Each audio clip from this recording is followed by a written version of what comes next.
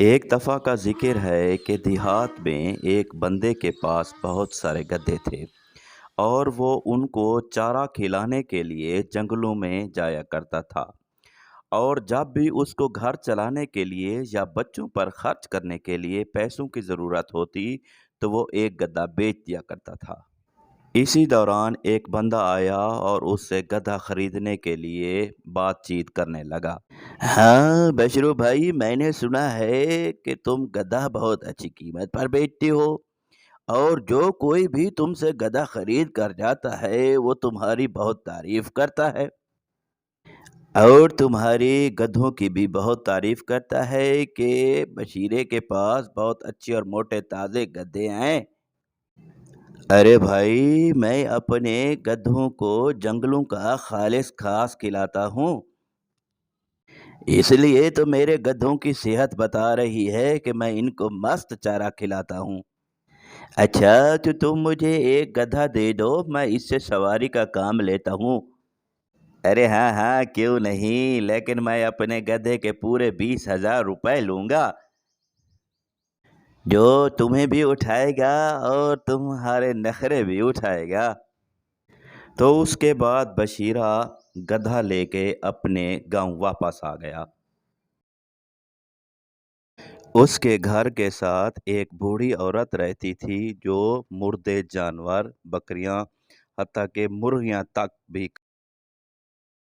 बुढ़िया को खाने के लिए 2 दिन से कुछ नहीं मिला था।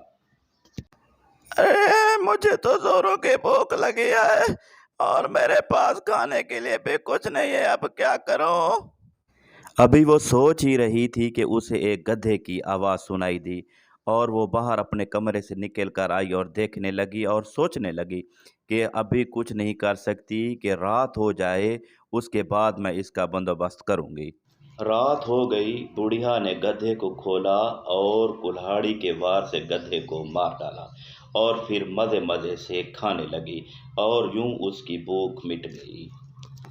सुबह होते ही गधे वाला बाहर आया और अपने गधे को इधर उधर देखने लगा।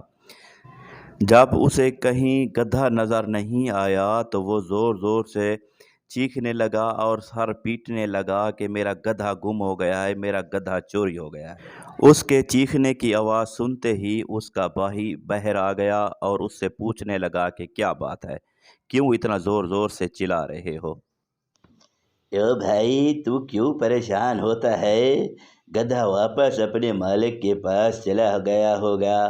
चल उसके पास चलते हैं, गधा ज़रूर उसके पास होगा। हाँ हाँ, चलते हैं उसी के पास। फिर वो दोनों उसके पास पहुंचते हैं। भाई, जो गधा मैं तुमसे लेकर आया था मेरे पास से खुलकर ज़रूर तेरे पास आ गया होगा। ज़रा देखो मेरा गधा अपने गधों में। अरे नहीं नहीं भाई, क्या हो गया है तुम्हें?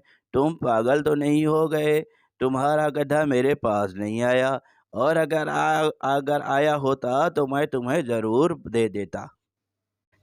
फिर उसका भाई बोला, बस हो गई तेरी नीयत खराब, एक गधे के पीछे अपना ईमान खराब कर रहे हो। मुझे कोई ज़रूरत नहीं है अपना ईमान खराब करने की। मेरे पास तुम्हारा गधा नहीं आया, जाओ जाके कहीं और जाके ढूंढो। वह दोनों भाई गुस्से में चले जाते हैं और एक जगह बैठकर बातें करने लग जाते हैं।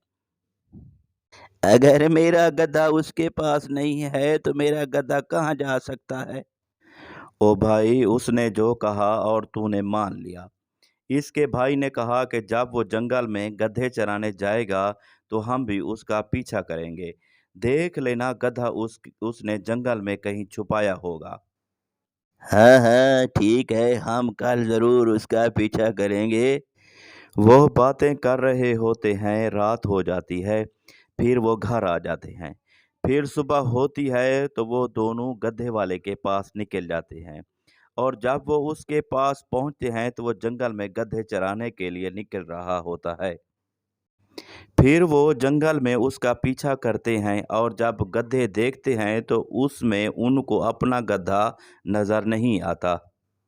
अरे भाई, इनमें अपना गधा तो नजर नहीं आ रहा।